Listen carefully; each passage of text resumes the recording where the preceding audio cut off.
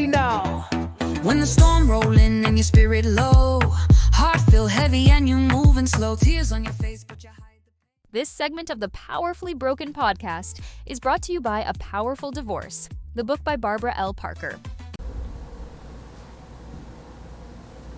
Welcome to Powerfully Broken podcast, where we're breaking unhealthy habits that negatively impact our mental health.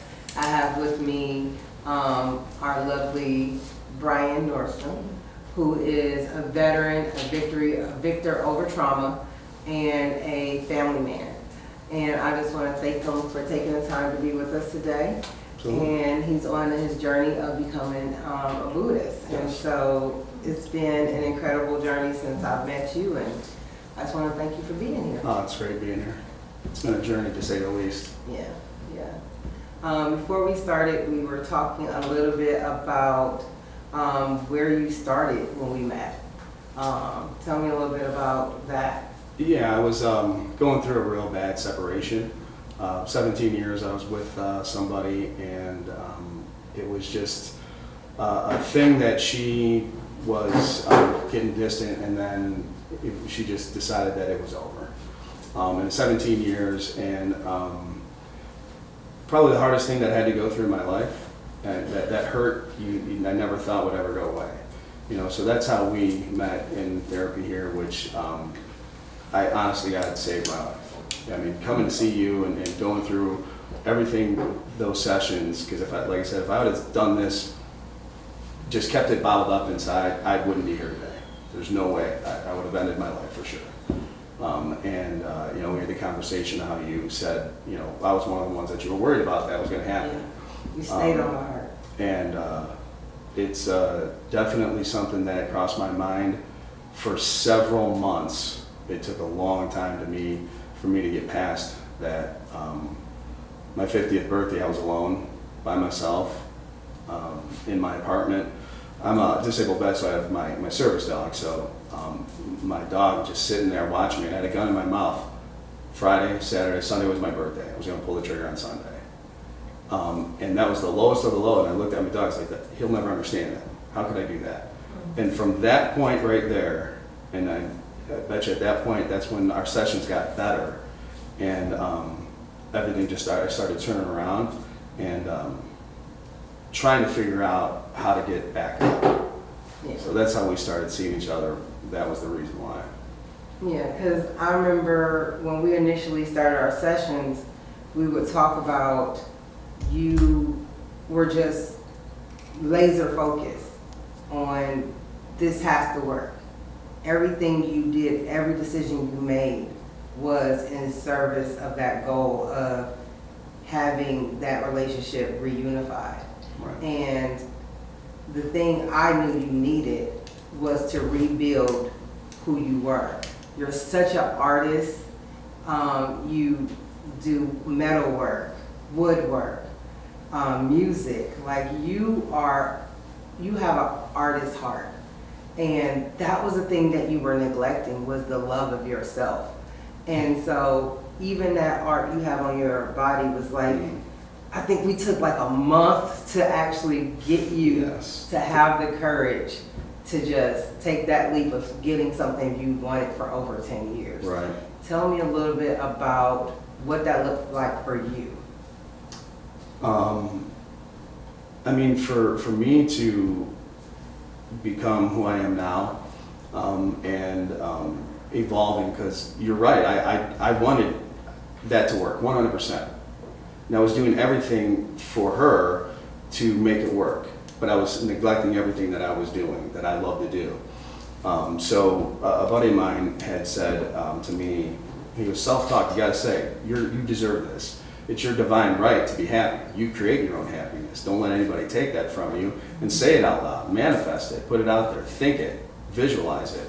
So when I first started doing that, I remember doing that and saying it out loud in the shower, saying, you deserve this. You're a good man. And then right after I get done saying it, I'd be like, you're a fucking liar. Because I couldn't get past myself. I hated myself. And I didn't do anything for me. It was always trying to fix. The situation was unfixable. But being there, I don't know that. I think I can, So eventually it came to a point where I started to believe in myself. I had covers on all my mirrors because I'd look at the mirror and I'd punch it because I hated myself that bad.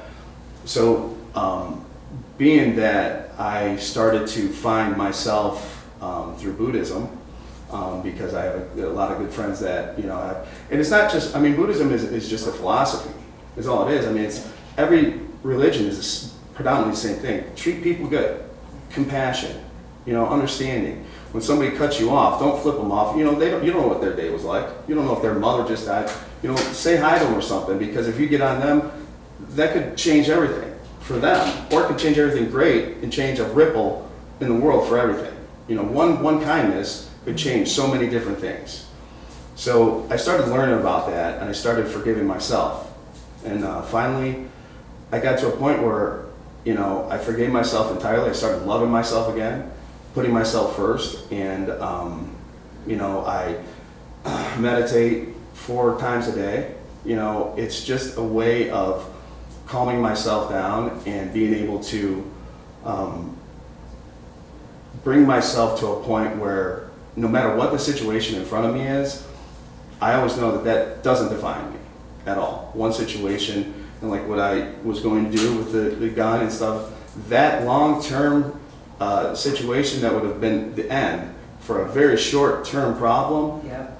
So if anybody's listening, please understand that that is exactly the way it is. Every single situation in your life, it's just defining you at that point, but it's making you a whole person, and you survive these things, make you stronger.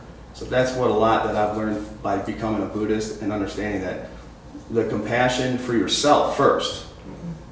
You have to have that compassion, because if you don't have compassion for yourself, you're not going to have any for anybody. So the compassion for me, I finally figured it out. And I love myself more than anything in the world. That makes me love everybody else the same way now. Yeah. I'm sorry, I know sometimes my facial features give a different message than what is, but I am sitting here just glowing so much because I hear me telling you, don't make a long-term decision based on a short-term situation, and you could not see the light. You could not see that on the other side of this thing that had broken you, that you would be a stronger, better person. And you could take all the things you learned along the way and improve who you were from the beginning. It was, you know, finding light in a hopeless situation. Because even the decision to get your baby when he was a puppy was like... Oh yeah, that was tough. It was like pulling teeth, man. Like I was struggling with it. Right. And you know, I appreciated that, you know, I could be honest with you as a therapist and say, I don't think this is going to serve you. You know, this, you know, there was a lot of times we were having conversations that I wanted you to just try it. Just do it. Because your other dogs that you had have brought you so much joy. Right. And so it was like this gaping hole that you needed to feel, was unsure about feeling it. And so bringing this emotional support animal into your life literally saved your life. Absolutely saved my life. Yeah. I mean, we talked about that, and This episode is proudly sponsored by BF Empowerment Center, where healing isn't just possible, it's powerful. Follow at Queen BL Parker or at BF Empowerment. Don't forget to like, comment, share, and subscribe to Powerfully Broken Podcast. when I tried to get past it, I was trying such a abstract way of doing it, but I was just mimicking the life that I had with them.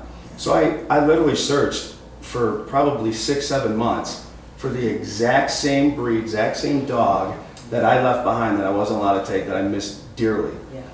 You could take 2 pictures of them side by side, you wouldn't know who was who right now. But I tried to do that, so I wanted to mimic that life again. I went as far as getting the same vacuum cleaner to clean my, I tried to do everything to keep that life in my mind always, and it was the wrong thing to do. So when that point of staring at my dog and not pulling the trigger, that right there separated that life That life was gone because of that moment right there, because that was my dog. Not that dog anymore. That was my dog. Miles Walker, that's his name. That was my dog, and that is the dog that saved me. That is the initial thing that just brought me from the lowest of the low. And listen, I would never ever change a minute of what I went through. I don't know if you know, but April of 23, I had a heart attack. And I'm as fit as can be. It just hit me, I don't know how. I had a heart attack. But you know what, I would never ever change what happened to me. From the time that I met you to where I'm at right now, where I'm sitting, I'm supposed to be here right now. And the things and the trials and tribulations that I've gone through, I'm glad I went through them. I wouldn't want anybody to go through them, but I'm glad I went through them because I'm the best man I've ever been in my life now.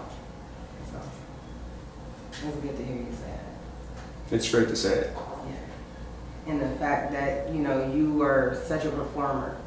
Like you were, sometimes some of the things you did were self-defeating because you were trying to quiet and numb the trauma that you had survived as a veteran. Mm-hmm. And it was in that, you know, and we worked together, you were like, that's too big, I do not want to touch that. And having to sit in a place where I wanted to honor that, but also knowing that that was something that was keeping you from going to that next level. Mm-hmm. Have you started that process? Yeah. Oh yeah, I switched from the civilian medical, so I go to the VA now. Mm-hmm. I see a therapist. Mm-hmm. I go through, you know, with my PTSD and stuff like that, which, again, not knowing, talking about it, thinking I don't want to talk about it, it's just going to make it worse. Obviously, talking about it has made it so much better for me. Yeah. You know, so I used to have nightmares. I don't much anymore at all.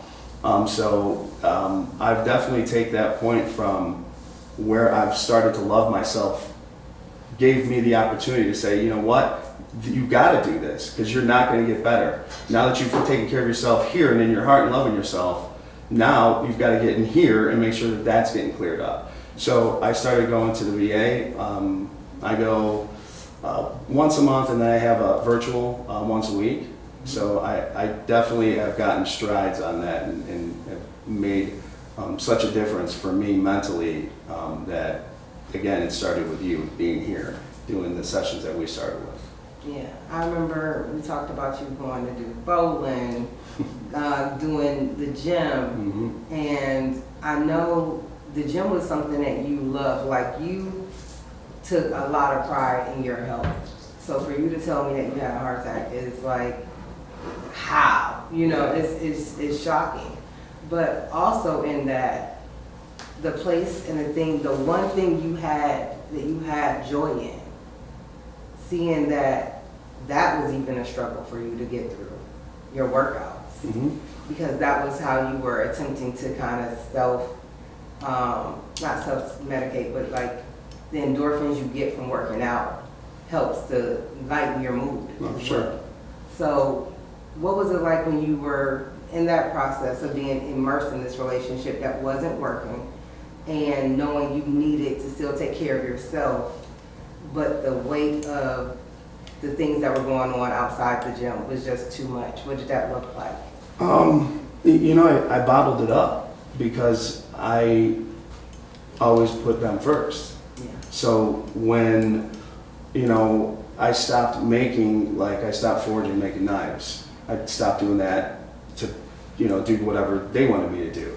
When I, you know, making, you know, furniture, I stopped doing that because that was making it, so I spent more time doing it with them. Although it's just in the garage doing it, it was still something that I felt like I had to stop doing and focus more on them and doing stuff for them, putting myself again not first. Yeah.